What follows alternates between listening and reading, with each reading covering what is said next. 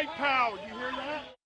Did you hear that? President Trump coming under fire for retweeting a profanity-laced video yesterday. The video appears to show one of his supporters at a retirement community in Florida called The Villages.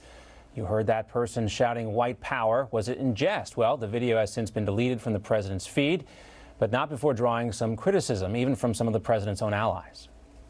If you watch the entire video, you can't play it because it was so profanity-laced. The entire thing was offensive. Certainly the comment about the white power was offensive. There's no question. I mean, we could play politics with it or we can't. I'm not going to. I think it's indefensible. We should take it down. That's what I think. You can tell Senator Scott excited to talk about it. Joining us now, the National Chair for Trump Victory Finance Committee, Kimberly Guilfoyle. She's also the Senior Advisor for the Trump re-election campaign. Kimberly, I imagine you are about as excited as Tim Scott was to talk about this video. Yes, well, I'm always excited to talk about President Trump's winning record and what he does to lift up all Americans. This was a video, it was deleted. The audio probably wasn't even heard by the president when it was retweeted. But, I'm anxious to talk about Joe Biden because Joe Biden's actually on record saying horrific, profane things. But I don't think Joe Biden should be canceled. I think he should be exposed. I think the voters should make a decision on November 3rd about who's best suited to be commander in chief and lead this country. And what Joe Biden has is an abominable failure over 40 years, decades-long wars, anemic economic growth, mass incarceration, and that's Joe Biden's record. And that's when he was mentally fit. Now he's not playing with the full deck. So what are we going to get as the American people? Well, talking to some Trump supporters over the weekend, that was some of the frustration they felt about this retweet. It was almost, they felt like it was an unforced error because so many people do desperately want to get Joe Biden on the record on so many things. He's been hiding out in his basement. And this, I guess provided an opportunity for Joe Biden to criticize the president once again. I know this is a concerted effort from the campaign, the Trump campaign, to get Joe Biden out there, to get the media to pay more attention and ask him tougher questions. How is that going to happen this week? What is the campaign doing to get Joe Biden on the record and face him to answer for some of the things he's done in the past?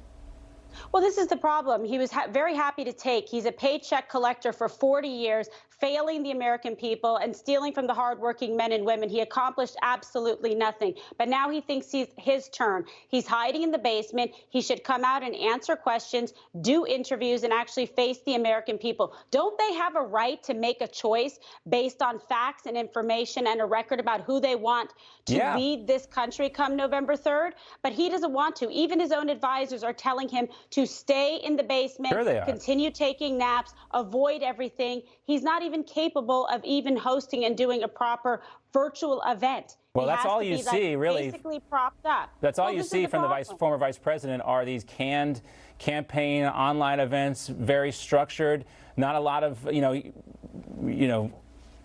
change. He's a paper-mache candidate. That's what he is. Well, eventually he's going to have to answer for things like this. You mentioned his history. I want to talk about something from 1977 that's going to come up again, of course, here. He's talking about busing here, and here's what he said, quote, "Unless we do something about this, my children are going to grow up in a jungle. The jungle being a racial jungle with tensions having built so high that it's going to explode at some point." This is Joe Biden in 1977. We also remember that comment he had about the GOP wanting to keep black voters in chains, which was poorly received by so long.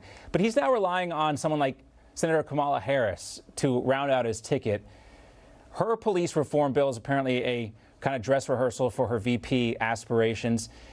The Harris-Biden ticket, as it looks like it's going to be now, what level of concern do you have about that, Well, it's interesting because you called it the Harris-Biden ticket. Isn't that really what it's going to be? Because he's going to be the shadow president. I was joking around, Kimberly, that every time President Obama and Biden appear together, I have to get it right. But you called me. That is a Freudian slip I just made. See what I mean? But this is the point. Who are people going to be voting for? What is going on here? She even called him out during the debates, okay? And he folded like a tent. He's unable to make the case for himself. He's going to try to bootstrap a woman of color to make people think that he hasn't made racist comments in the past, that he wasn't responsible for mass incarceration of African Americans, and so was Kamala Harris. So what kind of phony, hypocritical ticket is this that they're running on, trying to fool the American people?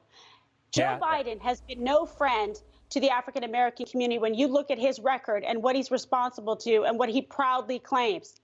and look at the comments. Well, they're trying to shore up some things, Kimberly, because if you look at the polling lately, Joe Biden, his favorables are on the downward trend as well. We were going to show up a Wisconsin poll as we go to break here. President Trump winning in Wisconsin. More people find out about him. They don't like him. They reject him. Right now, President Trump up on Biden in Wisconsin, which could be the swing state this election cycle. So things are still very close. Kimberly, great to see you as always.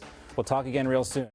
You just watched Newsmax TV, America's fastest growing news channel, now in 65 million homes. Get Newsmax TV on all the major cable systems or go to newsmaxtv.com and click on the Find Newsmax tab to locate us. Remember, Newsmax TV, we're real news for real people.